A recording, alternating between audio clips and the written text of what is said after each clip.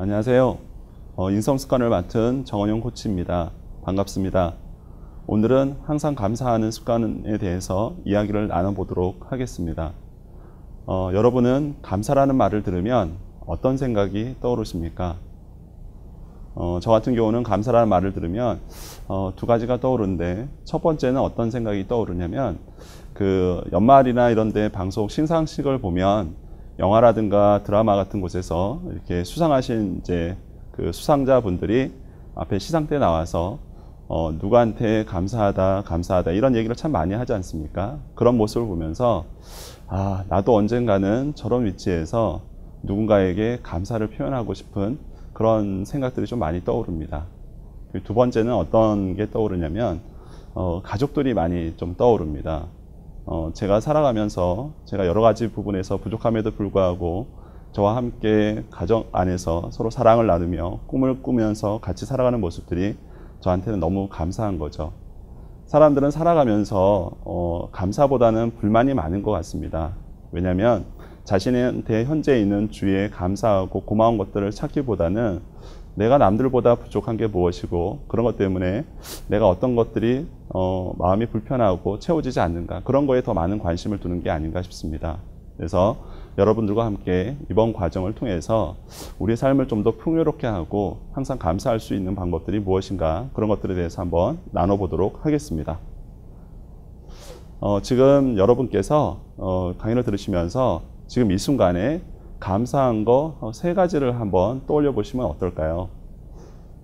저 같은 경우는 첫 번째로 이렇게 그 오프라인이 아니고 이렇게 영상을 통해서 여러분 앞에서 이렇게 강의할 수 있는 기회가 있음을 너무 감사하게 생각하고 있습니다. 제가 현장에서 이렇게 뭐 학교라든가 교육청 또는 기관에서 가서 많은 강의를 하고 있지만, 또 이렇게 영상을 통해서 할 수 있는 게 제 인생에 있어서도 더 좋은 기회인 것 같습니다. 두 번째로 또 감사한 건 뭐냐면, 제가 교육 프로그램을 많이 만들고 있는데 그런 거 관련해서 자꾸 새로운 아이디어들이 자꾸 많이 떠오르고 그런 것들을 현실로 만들어서 진행할 때 좋은 결과들이 있어서 참 감사합니다. 그리고 세 번째로 감사한 건 뭐냐면, 저희 가족을 떠올리면 항상 감사해요. 제 아내한테 감사하고, 또 저를 바라보면서 항상 사랑한다고 이야기해주는 아이들을 보면서 감사합니다.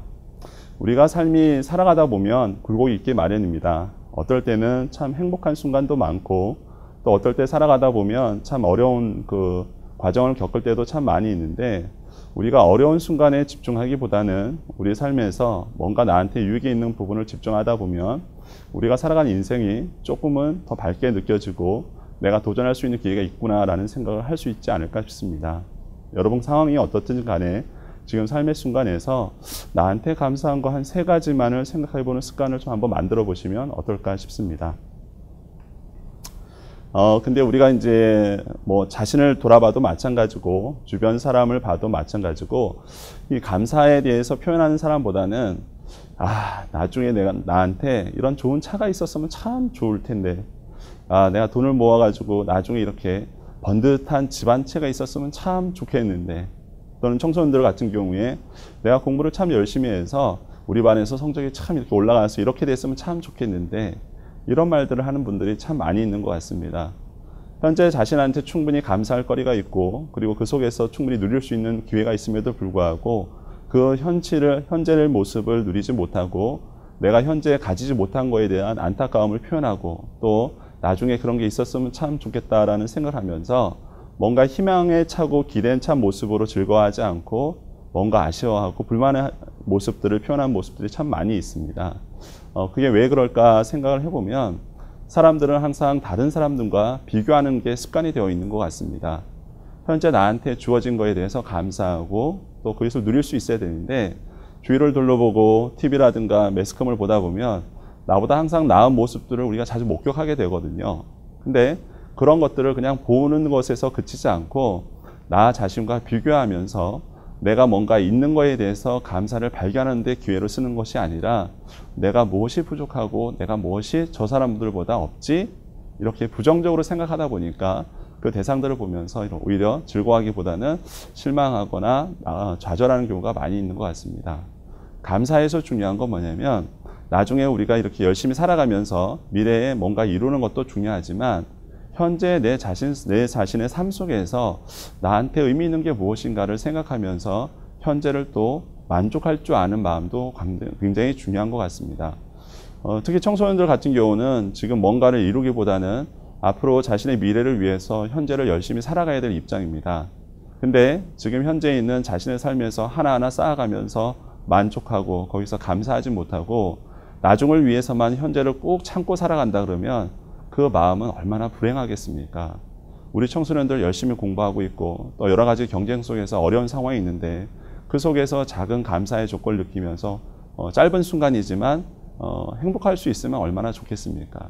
그래서 이 감사라는 것은 어떤 새로운 조건들이 만들어져서 또 뭔가 나한테 이루어져서 행복한 것이 아니라 현재 이 순간에 나와 함께하기 때문에 또는 내 삶 속에서 뭔가 발견할 수 있기 때문에 감사한 게 아닌가 그렇게 생각을 해봅니다. 그리고 감사와 겸손의 관계를 한번 이렇게 살펴보면요. 우리가 뭔가 세상에 대해서 또는 삶에 대해서 감사함을 느끼게 되면 우리가 바라보는 외부에 대한 시선이 부정적이보다는 좀 더 긍정적인 모습으로 바뀌어가는 것 같습니다. 밝은 면을 자꾸 찾다 보니까 오히려 감사의 조건들이 처음에는 1개, 2개 이렇게 찾기가 쉽지 않았는데 조금 더 집중하다 보니까 3개, 4개, 5개 이렇게 감사의 조건들이 자꾸 늘어나는 것 같습니다.